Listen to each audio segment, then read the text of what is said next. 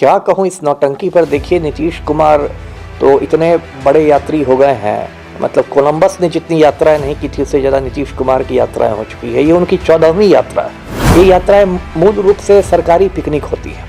मुख्यमंत्री को जब सरकारी खर्चे पर पिकनिक मनाना होता है ना, तो ऐसी यात्रा पर निकल जाता है। पहली बात तो समाधान यात्रा निकालकर नीतीश कुमार ने खुद ये मान लिया है कि इनका जनता दरबार फेल कर चुका है। कहते हैं कि 7वां चरण की अधिसूचना निकाली है, लेकिन वहां तो मुख्यमंत्री जैसे कहते हैं कि जब रोम जल रहा था तो नीरो बंशी बजाता था, तो उसमें तो मुख्यमंत्री अपना कान में तेल डाले बैठे हुए हैं। या अभी बीएसएससी का देखिए, बीएसएससी का पेपर लीक कर गया। वो लोग मांग रहे हैं कि तीनों पालियों की परीक्षा रद्द हो, और सड़क पर निकलते हैं तो लाठियों से कूट दिया जाता है ना।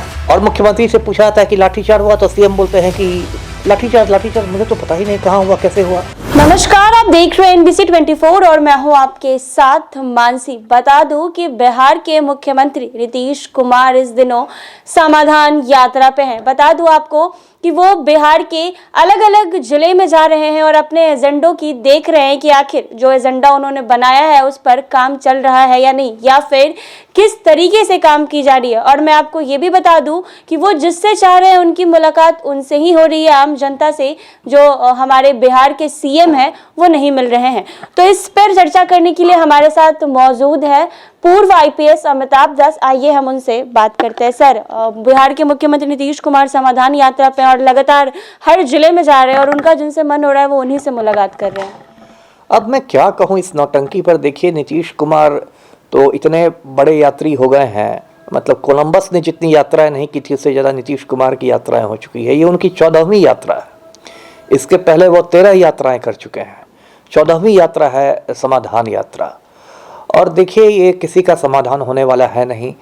जैसा आपने बताया कि जिससे चाहते हैं उसी से मिलते हैं। जब सीएम निकलते हैं तो इतना ज़्यादा सुरक्षा का घेरा रहता है, इतने सारे पुलिस वाले तैनात रहते हैं कि उसमें जो आम आदमी है, कमज़ोर आदमी है, वो तो पहुंच ही नहीं पाता है और गिने चुने लोगों से मिलते हैं। सबसे बड़ी बात है कि ये जो यात्राएं होती हैं, मैंने देखा है, ये यात्राएं मूल रूप से सरकारी पिकनिक होती है। मुख्यमंत्री को जब सरकारी खर्चे पर पिकनिक मनाना होता है ना, तो ऐसी यात्रा पर निकल जाते हैं। अभी देखिए, ये समाधान यात्रा चलेगी 7 फरवरी तक, और इसमें देखिए एक भी व्यक्ति की समस्या का समाधान होगा नहीं। पहली बात तो समाधान यात्रा निकालकर नीतीश कुमार ने खुद ये मान लिया है कि इनका जनता दरबार फेल कर चुका है। क्योंकि ये जो जनता दरबार लगाते रहे हैं सोमवार को या किसी दिन, और उसमें अलग अलग विभागों की समस्याएं सुनते रहे हैं, कभी शिक्षा विभाग से संबंधित, कभी स्वास्थ्य विभाग से, कभी पुलिस विभाग से। तो जनता दरबार का भी इनका यही उद्देश्य था लगाना कि हम लोगों की समस्याओं का समाधान करेंगे। यदि आप फिर समाधान यात्रा पर निकल रहे हैं, इसका मतलब आपने मान लिया कि भाई जनता दरबार जो था वो मेरा फेल कर चुका है, वो विफल हो गया है। तो एक तरह की ये स्वीकारोक्ति है। दूसरी बात क्या है कि जो सरकारी पिकनिक की मैंने बात की, अभी देखिए जहाँ जहाँ ये जाएंगे, जिस जिस जिले में वहाँ वहाँ उच्च स्तरीय बैठक चल रही होगी। जिलाधिकारी महोदय कर रहे होंगे, DM साहब, और उच्च स्तरीय बैठक में इस बात की नहीं चर्चा हो रही होगी कि क्या समस्याएं होंगी, क्या समाधान होगा। उसमें सिर्फ इसी बात की चर्चा हो रही होगी कि मुख्यमंत्री की खातिरदारी कैसे की जाएगी, मुख्यमंत्री की आवभगत कैसे की जाएगी, सर्किट हाउस का पर्दा बदलवाओ, है ना, बाथरूम में नया तौलिया रखवाओ, है ना, या मुख्यमंत्री का लंच और डिनर में क्या खाना बनेगा, पनीर टिक्का बनेगा या मलाई कोफ्ता बनेगा। अभी इसी पर उच्च स्तरीय मंथन चल रहा होगा। और गरीब आदमी जो है, आम आदमी है, उसकी समस्या से कोई मतलब नहीं। अभी समस्या को देखने के लिए देखिए कितनी बड़ी बात है। राजधानी में, पटना राजधानी में मुख्यमंत्री आवास से ज़्यादा दूर नहीं है गर्दनी बाग। वहाँ पर महीनों से शिक्षक अभ्यर्थी बैठे हुए हैं, है ना। जब गर्मी थी, लू चल रही थी, तब भी बैठे हुए थे।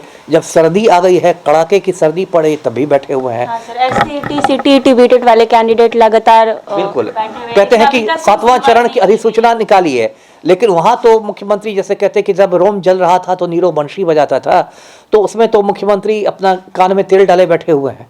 एक बार मुख्यमंत्री तो छोड़ दीजिए, कोई सरकारी नुमाइंदा उन शिक्षक अभ्यर्थियों का दुख दर्द भी पूछने नहीं गया। या अभी बीएसएससी का देखिए, बीएसएससी का पेपर लीक कर गया। वो लोग मांग रहे हैं कि तीनों पालियों की परीक्षा रद्द हो, और सड़क पर निकलते हैं तो लाठियों से कूट दिया जाता है ना। और मुख्यमंत्री से पूछा जाता है कि लाठीचार्ज हुआ, तो सीएम बोलते हैं कि लाठीचार्ज मुझे तो पता ही नहीं कहाँ हुआ, कैसे हुआ। मतलब ऐसा लगता है कि मुख्यमंत्री बिल्कुल मदहोश होने की स्थिति में पड़ गए हो। तो ये सब देखिए राजधानी पटना में बड़ी बड़ी समस्याएं हैं, हजारों लड़के लड़कियां जुट रहे हैं, उससे मुख्यमंत्री बिल्कुल विमुख हैं। और फिर ये समाधान यात्रा, देखिए सब यात्रा से होने वाला नहीं है। मैं आपके चैनल्स के माध्यम से भविष्यवाणी करता हूं कि अब नीतीश कुमार की एक ही यात्रा बची है जो जल्दी होगी, और वो है जेल यात्रा। क्योंकि बिहार का जो सबसे बड़ा घोटाला है, बिहार के इतिहास का सृजन घोटाला, 2200 करोड़ रुपए का घोटाला है, उसके मुख्य सूत्रधार हमारे पलटू राम है। और सीबीआई उस मामले की जांच कर रही है। सीबीआई जिस दिन ईमानदारी से जांच कर देगी बिना राजनीतिक दबाव के, उस दिन जो हमारे पलटू राम है वो बेउर जेल, हाँ, जेल यात्रा पर निकल पड़ेंगे। तो 15 यात्राएं, ये 14वीं यात्रा है ना, ये समाधान यात्रा, 15वीं यात्रा इनकी जेल यात्रा होगी। ये भी मैं भविष्यवाणी कर रहा हूँ जी। शुक्रिया।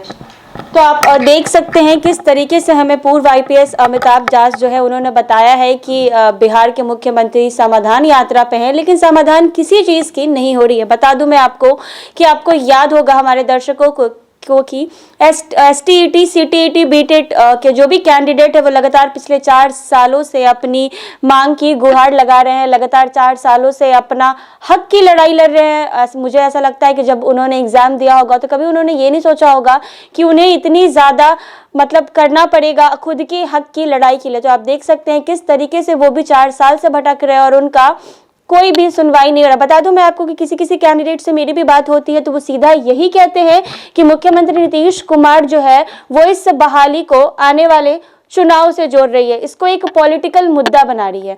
तो आप देख सकते हैं किस तरीके से बिहार की व्यवस्था है और मुख्यमंत्री जो है वो अभी हर जिले के समाधान यात्रा में निकले हैं।